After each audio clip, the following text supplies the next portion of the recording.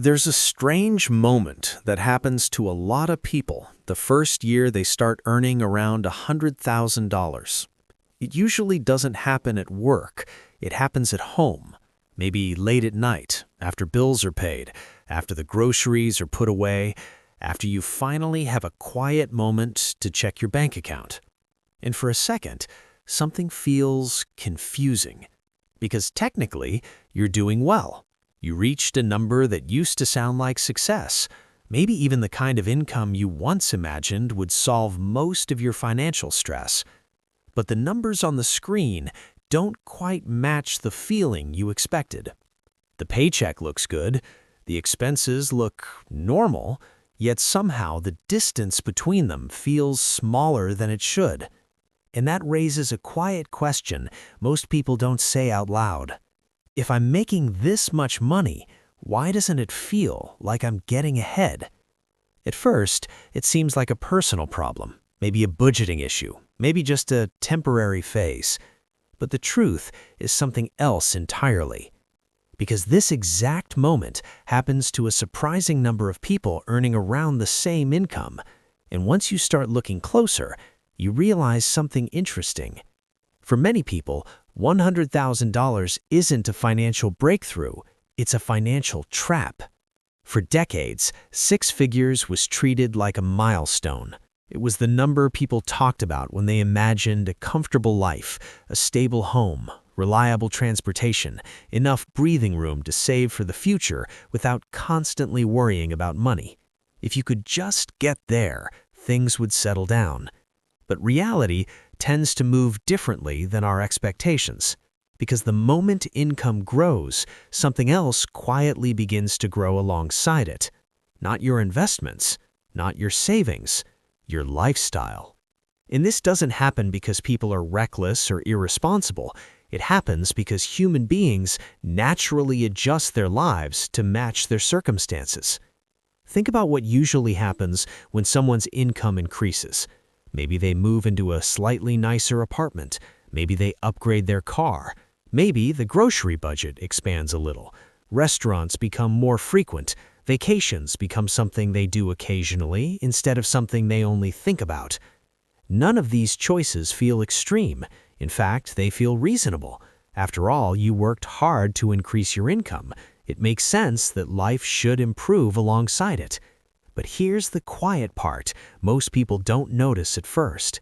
Each improvement adds a small, permanent expense. And over time, those small adjustments begin to close the gap between income and spending. The result is something subtle but powerful. A salary that once felt like freedom begins to feel surprisingly ordinary. Let's imagine someone named Daniel. Daniel earns $100,000 a year. For most of his 20s, that number sounded like a dream. He pictured a future where money stress would mostly disappear. And in many ways, his life does improve once he reaches that income. He moves out of the cramped apartment he had when he was younger and finds a place that feels more comfortable. He replaces his aging car with something newer and more reliable. His weekends look a little different now, too. Dinners out are more common. Travel becomes something he does occasionally instead of something he only thinks about. None of these choices feel extravagant. They feel normal progress. But here's where things get interesting. Each improvement quietly raises the cost of maintaining Daniel's life. The rent is higher. The car has a monthly payment. Insurance increases. Utilities rise. Everyday spending expands in small ways that barely register. And because Daniel's income supports these upgrades, nothing seems wrong, at least not at first. But over the next few years, something subtle begins to happen. Daniel notices that his savings grow more slowly than expected. The investments he planned to start keep getting delayed. The emergency fund exists, but it never quite feels large enough. And the strange part is that Daniel isn't living irresponsibly. He's simply living the life that seems appropriate for someone earning $100,000, which is exactly where the trap begins. The real problem with the 100K trap isn't spending itself. It's dependence. Because once your lifestyle adjusts to a certain income, that income becomes the engine holding everything together. The rent depends on it. The car depends on it. The daily routines of life begin to depend on it. And suddenly, the paycheck that once felt like freedom starts to feel more like maintenance. This is where the psychology of money becomes incredibly important, because financial security isn't only about how much you earn, it's about how much flexibility your money creates. If your entire lifestyle requires your full income to survive, then losing that income, even temporarily, becomes incredibly stressful. Changing careers becomes risky. Taking time off feels impossible. Trying something new begins to look dangerous. And none of this happens because someone made terrible financial decisions. It happens because their life slowly expanded until it perfectly matched their paycheck, which is exactly what most people naturally do. To understand this better, imagine two people earning the same income. Both make $100,000 a year. Both worked hard to reach that number. But over time, their financial lives begin to look very different. The first person allows their lifestyle to expand alongside their income. Again, nothing extreme, just a nicer apartment, a newer car, more convenient daily habits. By the end of the year, most of the paycheck has been quietly assigned to maintaining this upgraded life. The second person does something slightly different. They allow some improvements, of course. Life should become more comfortable as income grows. But they resist the urge to upgrade everything all at once. The apartment remains reasonable. The car still works. Certain habits stay the same for a little longer than expected. At first, the difference between these two lives barely shows up, but something important is happening behind the scenes. The second person maintains a gap between income and lifestyle, and that gap becomes powerful over time, because every month it turns into savings. Those savings turn into investments, and those investments eventually turn into something much more valuable than lifestyle upgrades. Human beings are remarkably adaptable. When our lives improve, our brains quickly reset what normal feels like. The nicer apartment stops feeling luxurious after a few months. The upgraded car becomes just the car.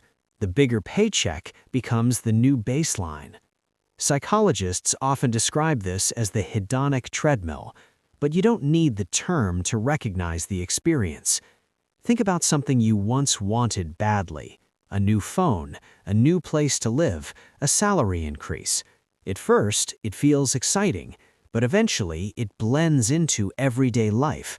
The same thing happens with income, which means the emotional benefit of earning more money tends to fade faster than we expect, but the expenses created by that income stay. This is why the 100K trap feels so confusing. From the outside, everything looks successful. From the inside, financial progress feels slower than it should. At some point, many people have a realization that shifts the way they think about money entirely. They realize that income alone doesn't create security. What actually creates security is distance. The distance between what you earn and what your life requires. That distance is where savings are built. It's where investing becomes possible. It's where financial resilience quietly develops over time. And perhaps most importantly, it's where freedom begins to appear. Because when your life requires less than you earn, something powerful happens. You gain flexibility. You gain time. You gain the ability to make decisions without every choice being controlled by the next paycheck. And once someone experiences that shift, the goal changes.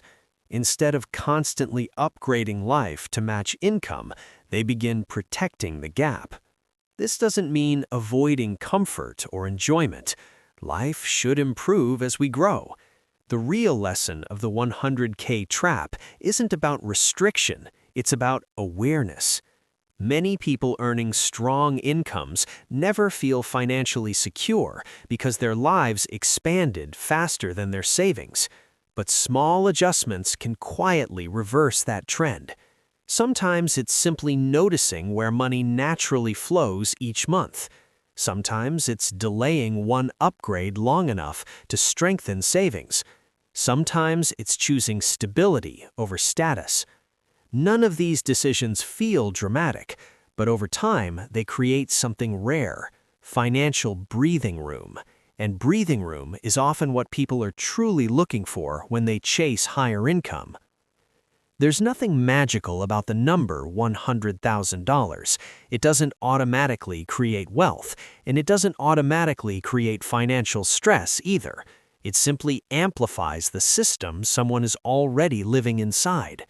If that system quietly expands to absorb every dollar, then even a strong income can feel surprisingly tight. But if that system leaves room, even a little room, something different begins to happen. Savings appear, investments grow, options slowly return, and the pressure surrounding money begins to soften. Which is why the real goal isn't reaching a certain salary. The real goal is building a life where income creates space instead of obligation. That kind of progress rarely happens overnight. It usually begins with something much smaller: a moment of awareness, a small shift in how we think about money, lifestyle, and the quiet systems shaping our daily lives. And once that shift begins, the trap slowly loses its power.